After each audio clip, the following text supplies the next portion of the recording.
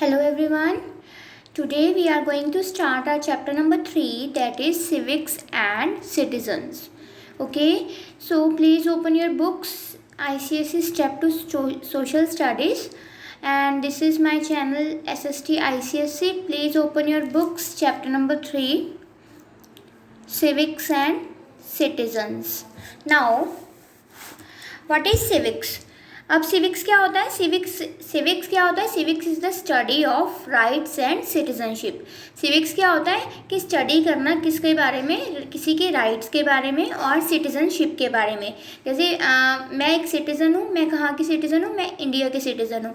अगर मेरा बर्थ वहाँ हुआ होता, अमेरिका में हुआ होता, तो मैं वहाँ की सिटीज़न होती. अगर मेरा बर्थ कनाडा में हुआ होता तो मैं वहाँ के सिटीज़न होती. तो बट मेरा बर्थ कहाँ हुआ है? इंडिया में. So I am the citizen of India. So we have to study about the rights and citizenship of a citizen. So in this chapter we have to study the civics and citizenship of a citizen. Clear? Okay, let us start. In this chapter the learning objectives are: what is civics, second one is citizenship, third one is civic sense, and the fourth one is duties of a good citizen. Okay, please open your books, page number 23.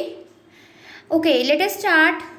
The term civic and citizen both are derived from the Latin word civis, which means a citizen. कि जो term है सिविस और citizen, कि जो सिविस और citizen दोनों terms हैं वो कहाँ से डिराइव हुई हैं? हमारी लेटिन से. लेटिन एक देश का नाम है, देश से लिया गया है, लेटिन से डिराइव हुई है.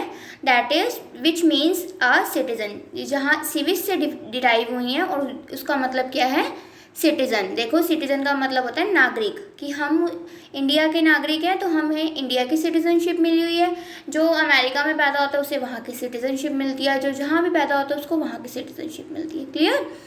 Okay, now a citizen is a person who lives in a city और अ कंट्री. सिटीज़न क्या होता है? अ पर्सन जो हम एक सिटी में रहता है या फिर एक कंट्री में रहता है. हम ये भी कह सकते हैं person who is legally accepted as a member of particular country, कि जो एक लीगली एक्सेप्ट करती है कंट्री उस इंसान को. एक इंसान को जब एक कंट्री लीगली एक्सेप्ट करती है सिटीजनशिप देना, तो ही वो उस कंट्री का सिटीजन बनता है. Clear? Next one is what is civics. Civics क्या होता है? In civics we study about the various aspects of citizenship. हम सिविक्स में क्या पढ़ेंगे कि वेरियस एस्पेक्ट्स के सिटीजनशिप के क्या क्या एस्पेक्ट्स हैं. इट्स राइट्स एंड ड्यूटीज़, कि उसके क्या क्या राइट्स हैं, हमारे क्या क्या राइट्स हैं, हमारी क्या क्या ड्यूटीज़ हैं. The duties of citizen to themselves, कि हमारे प्रति हमारी क्या ड्यूटीज़ हैं, हमारी फैमिली के प्रति हमारी क्या ड्यूटीज़ हैं, सोसाइटी के प्रति और नेशन के प्रति. हमारे सोसाइटी के प्रति, हमारे इंडिया के प्रति हमारी क्या क्या ड्यूटीज़ हैं, हम इस चैप्टर में वो चीज़ें पढ़ेंगे. As a matter of fact, educating citizen is a part also a part of civics. कि एक फैक्ट है ये कि हम जब जैसे देखो हमारी गवर्नमेंट ने क्या किया हुआ है कि एलिमेंट्री एजुकेशन फिक्स की हुई है सभी के लिए. फ्री एजुकेशन प्रोवाइड करती है ना गवर्नमेंट. फ्री एजुकेशन प्रोवाइड करती है कि बच्चा फर्स्ट से फिफ्थ तक तो पढ़ना ही चाहिए, फिफ्थ तक तो एटलीस्ट बंदे को पढ़ाई आनी ही चाहिए. तो हमारी गवर्नमेंट ने बहुत सारे इससे रूल्स भी बनाए हुए हैं. फ्री एजुकेशन प्रोवाइड कर रही है, फ्री एलिमेंट्री एजुकेशन दे रही है बच्चों को. क्यों? क्योंकि ये हमारा राइट है. राइट टू एजुकेशन हमारा राइट है, पढ़ना हमारा अधिकार है. जो नहीं पढ़ा होता उसकी कोई लाइफ नहीं है. सो क्या है? As a matter of fact educating citizen is also a part of civics, कि लोगों को पढ़ाना भी एक सिविक्स का पार्ट है. During the ancient period, ancient means पुराने ज़माने में, एंशियंट मतलब पुराना.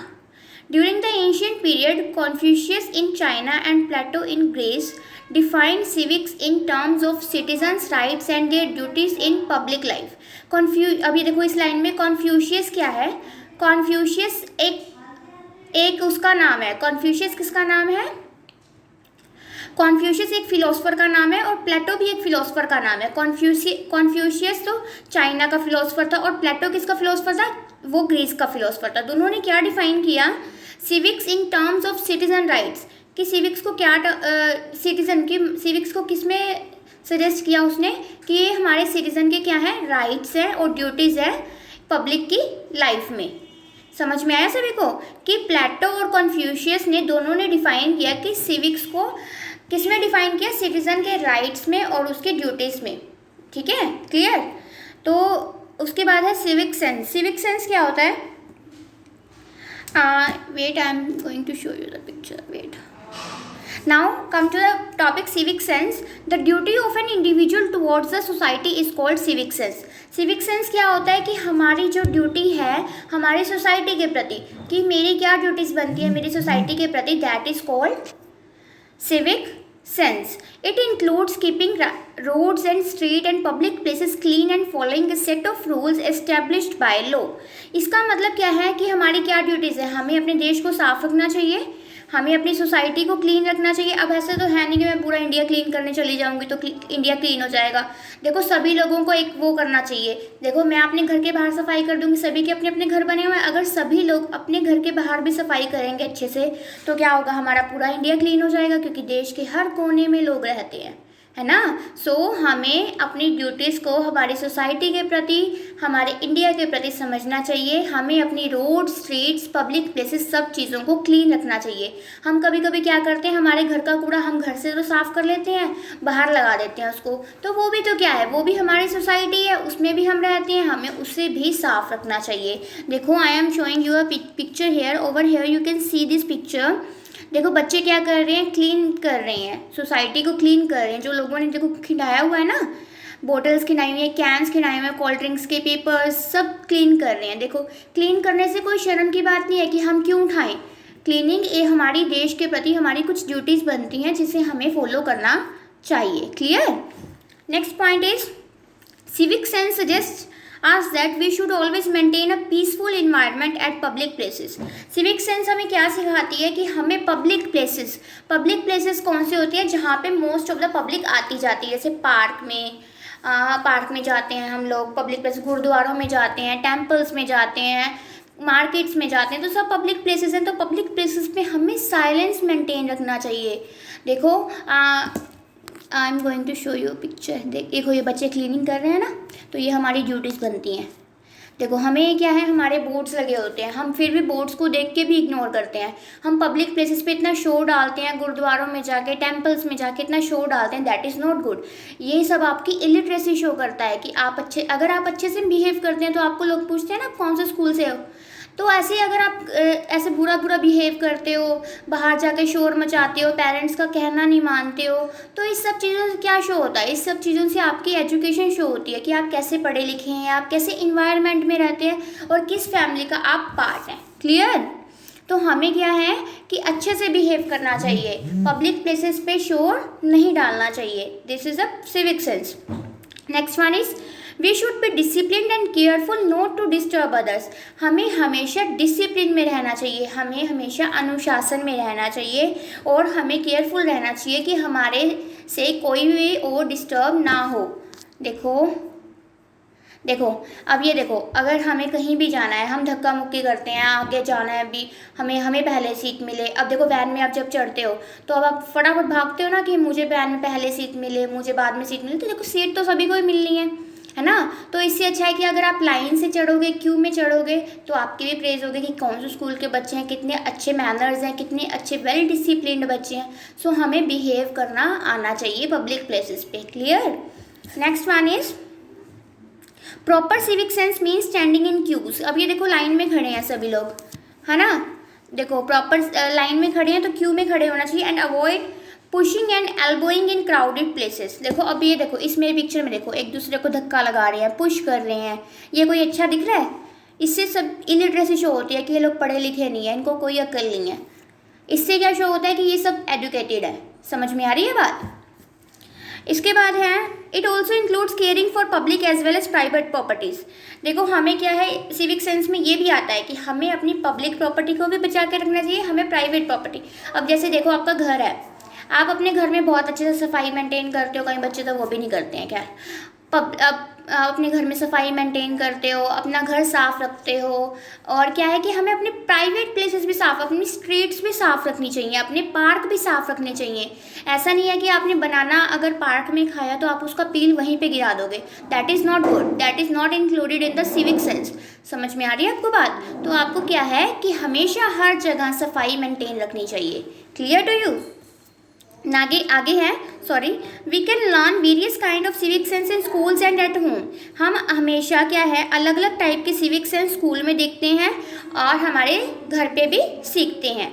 नेक्स्ट वन इज, हम कुछ वर्ड्स के बारे में पढ़ेंगे जो कि बहुत ज़्यादा इंपॉर्टेंट है आपके वर्ड्स। देखो, first one is separatism. Separatism क्या होता है?